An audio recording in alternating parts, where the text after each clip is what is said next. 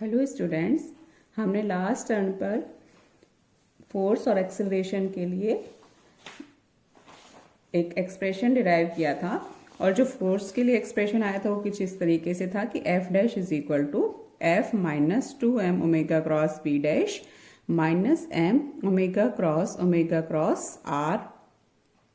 इस रिजल्ट से निष्कर्ष निकलता है कि दोनों निर्देश तंत्रों में जो पिंड पर बल कार्यरत हैं वो समान नहीं होंगे, बल्कि अजड़त्वीय निर्देश तंत्र यानी घूर्णित निर्देश तंत्र में दो एक्स्ट्रा टर्म्स हमको प्राप्त होती हैं, minus 2m omega cross B dash और minus m omega cross r। ये दो जो बल हैं, ये दो टर्म्स हैं, ये कहलाती हैं आभासी या छद्म बल, स्यूडो फोर्सेस। और ये किसके कारण से उत्पन्न हुई है? क्योंकि निर्देश तंत्र है वो अजड़त्वीय है, वो घूर्णित है। इसके कारण से F dash is equal to F जैसा रिलेशन हमको जड़त्वीय निर्देश तंत्र के केस में मिल रहा था वो ना मिलकर दो एक्स्ट्रा टर्म्स हमको मिली हैं। तो घूर्णित निर्देश तंत्र में दो प्रकार के आभासी बल कार्य करते हैं। एक तो है कोरोलियस बल, जिसका एक्सप्रेशन दिया जाएगा minus 2m omega cross v dash.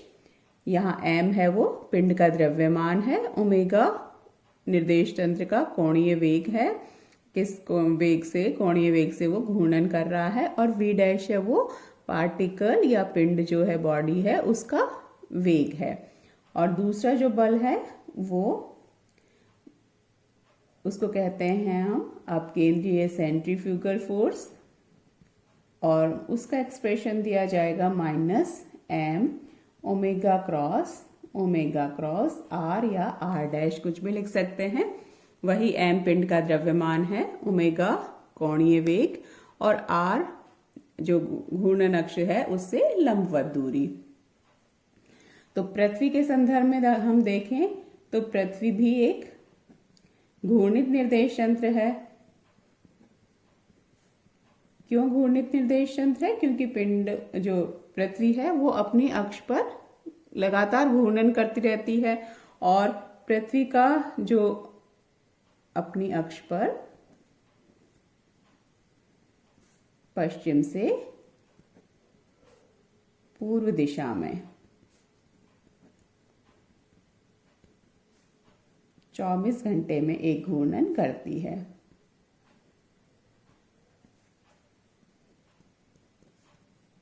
यानी एक चक्कर 24 घंटे में वो अपनी एक्सिस पर लगाती है, कंप्लीट करती है। अर्थात घूर्णन काल जो हुआ पृथ्वी का वो कितना हो गया? 24 घंटे। 24 घंटे, या घंटे का मतलब 60 मिनट, और 60 मिनट में 60 ही सेकंड, तो इतने सेकंड्स।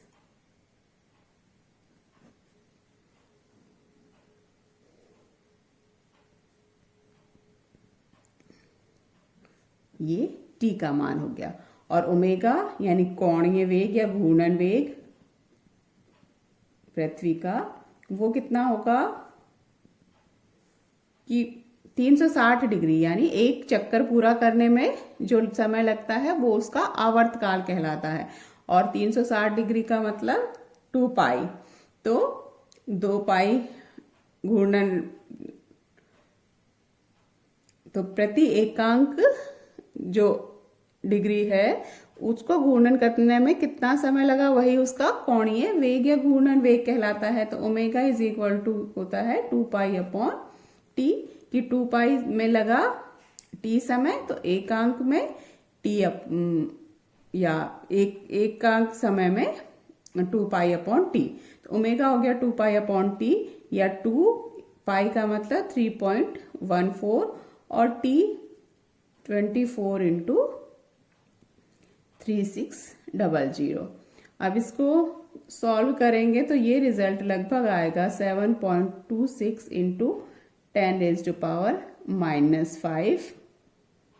रेडियन पर सेकेंड। तो ओमेगा का मान 10⁻⁻⁵ उसमें आता है, इसका मतलब हुआ कि बहुत छोटी राशि है, जो कोणीय वेग है वो बहुत कम है पृथ्वी का। इसीलिए आमतौर पर जब हम पृथ्वी को एक जड़त्वीय निर्देश तंत्र मान लेते हैं, जैसा कि हमने फर्स्ट यूनिट में भी कहा था, लेकिन वास्तव में पृथ्वी अपनी अक्ष पर घूर्णन कर रही है, जिसके कारण से वह पृथ्वी और पृथ्वी पर स्थित प्रत्येक निर्देश तंत्र एक घूर्णित निर्देश तंत्र होगा, जो कि एक अजड़त्वीय निर्देश तंत्र है, जिसके कारण से किसी भी पृथ्वी पर स्थित किसी भी पिंड पर दो प्रकार के आभासी बल कार्य करेंगे, कोरोलियस बल और अपकेंद्रीय बल। तो अब पृथ्वी के घूर्णन के कारण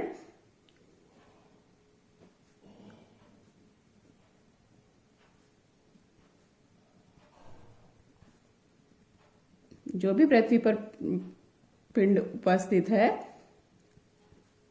कोरोलियस बल और अपकेंद्रीय बल कार्य करते हैं या आभासी बल कार्य करते हैं। इनका प्रभाव क्या होगा पृथ्वी के घूर्णन के कारण, ये जो उत्पन्न हुए हैं आभासी बल, इसका पिंड पर किस प्रकार का प्रभाव पड़ता है, ये आगे हम करेंगे अभी। तो अपकेंद्रीय बल कार्य करते हैं। अब कौन से बल को हम कब कंसीडर करें वो देखने के लिए, कि क्योंकि ये तो हमने निकाल लिया कि 10⁻⁵ में आता है, तो ओमेगा की वैल्यू बहुत छोटी है। अब जो हमने एक्सप्रेशन डिराइव किए थे कि कोरोलियस बल, पहले हम कोरोलियस बल की बात कर लेते हैं। तो कोरोलियस बल ये है -2m omega cross v dash. अब इसको हम देखें तो वही क्रॉस प्रोडक्ट है। तो पहला तो ये कोरोलियस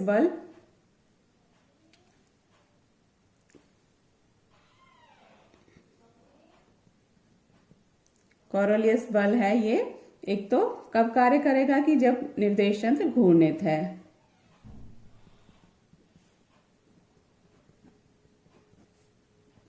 तब लगेगा।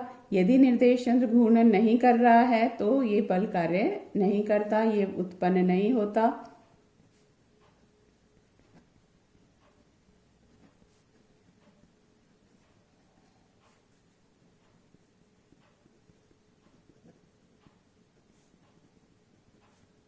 तो एक तो हो गया कि कब कार्य नहीं करेगा, जबकि निर्देश तंत्र घूर्णित हो ना हो। दूसरा, इसमें एक टर्म आ रही है v डैश की, v dash is equal to 0 होने पर भी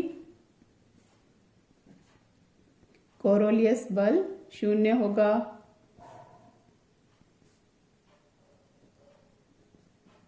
और ये v डैश का मतलब पिंड का वेग, अर्थात स्थिर पिंड पर कोरोलियस बल कार्य नहीं करता।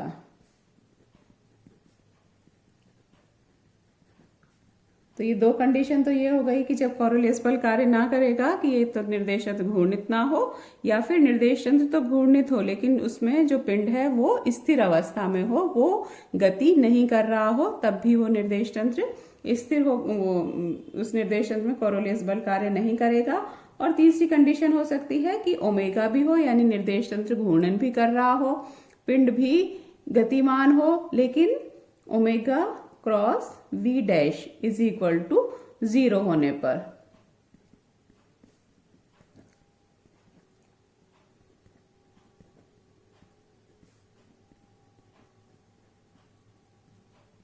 कोरोलियस बल है वो 0 होगा।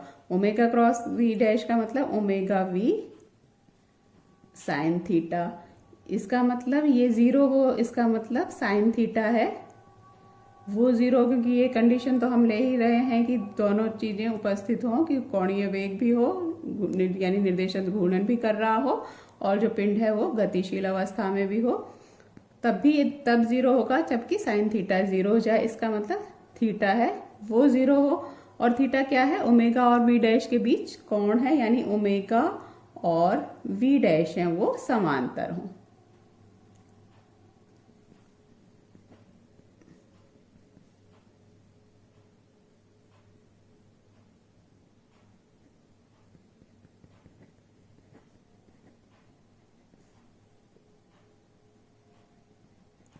घूर्णन अक्ष के समांतर।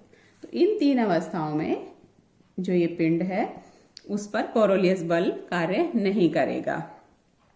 तो जो मेन इंपॉर्टेंट रिजल्ट है इस चीज का वो ये है कि कोरोलियस बल, क्योंकि ये तो हम लेकर चलेंगे कि निर्देश तंत्र घूर्णित है, तो ये वाले दोनों कंडीशन है वो ये खत्म हो जाएगी। तो कोरोलियस बल केवल गतिमान पिंड पर कार्य करता है।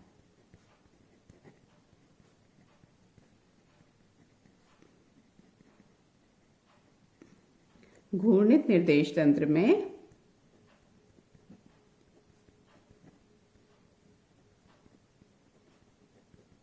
पिंड जब गतिमान हो, गतिशील अवस्था में हो, उस समय वो कार्य करेगा। अगर पिंड स्थिर है तब वो कोरोलियस बल है वो कार्य नहीं करेगा। दूसरा जो है अपकेंद्रीय बल,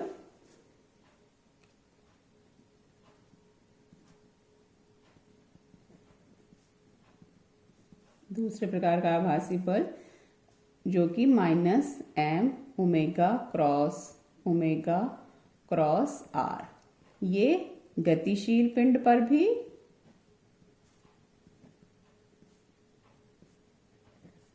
तथा स्थिर पिंड पर भी।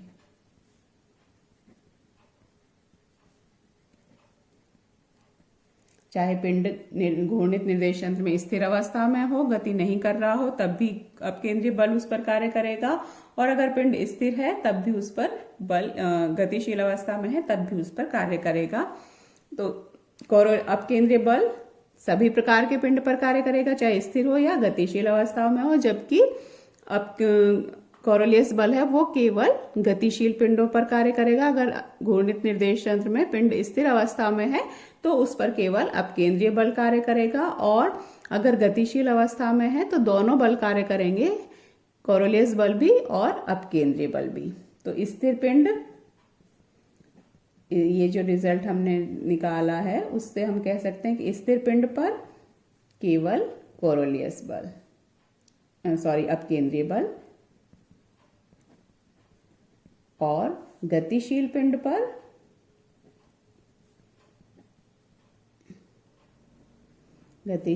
पर अपकेंद्रीय और कोरोलियस दोनों लगेंगे। अब इनका परिमाण देखें। अपकेंद्रीय अधिकतम वैल्यू अपकेंद्रीय बल की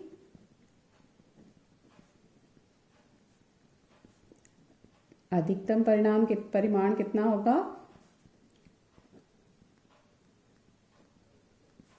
-m ओमेगा स्क्वायर Rn, वही लंबवत दूरी। तो इसमें कौन सी टर्म आ रही है? ओमेगा स्क्वायर की टर्म आ रही है, जबकि कोरोलियस बल में उसका देखें तो -2m omega into v dash.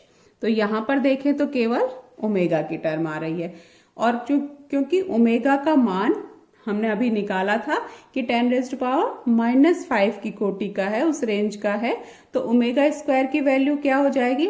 10⁻⁻5 की कोटि की हो जाएगी। तो जबकि दोनों ही टर्म उपस्थित हैं तब क्या होगा कि अपकेंद्रीय बल का जो मान होगा वो कोरोलियस बल की तुलना में बहुत कम होगा, बहुत छोटा होगा। तो उस अवस्था में हम कोरोलियस बल की तुलना में अपकेंद्रीय बल को नेग्लेक्ट कर सकते हैं, क्योंकि ओमेगा की वैल्यू बहुत छोटी है। तो ओमेगा का मान, हम ये सब पृथ्वी के संदर्भ में बात कर रहे हैं,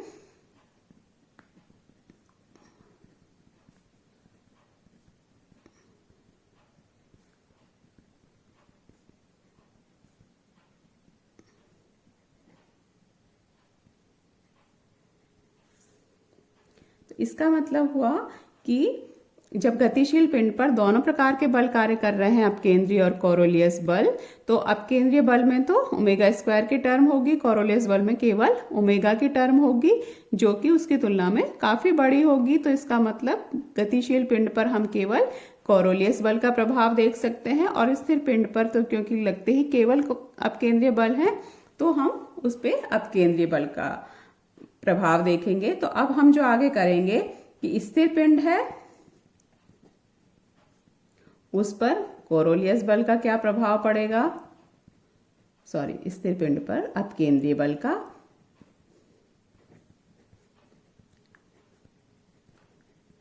ये प्रभाव देखेंगे हम। और गतिशील पिंड पर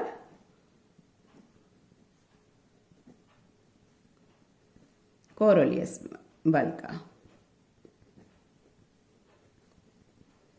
अपकेंद्रीय बल की उपेक्षा कर सकते हैं, अपकेंद्रीय बल नगण्य होगा उसकी तुलना में। इसलिए वैसे गतिशील पिंड पर दोनों प्रकार के बल कार्य करेंगे, अपकेंद्रीय भी और कोरोलियस बल भी, लेकिन अपकेंद्रीय बल को नगण्य माना जा सकता है क्योंकि उसमें ओमेगा स्क्वायर की टर्म आ रही है। इसलिए आगे जो भी हम एनालिसिस करेंगे वो इस तरीके से करेंगे कि यदि पिंड स्थिर है तो उस पर कौन सा प्रभाव पड़ेगा, अपकेंद्रीय बल का प्रभाव पड़ेगा। और यदि पिंड गतिशील अवस्था में है घूर्णित निर्देश तंत्र में, तो उस पर केवल हम कोरोलियस बल का प्रभाव देखेंगे। तो ये हम अलग अलग केसेस करेंगे और ऐसा हम नेक्स्ट लेक्चर से स्टार्ट करेंगे। आज के लिए अभी इतना ही।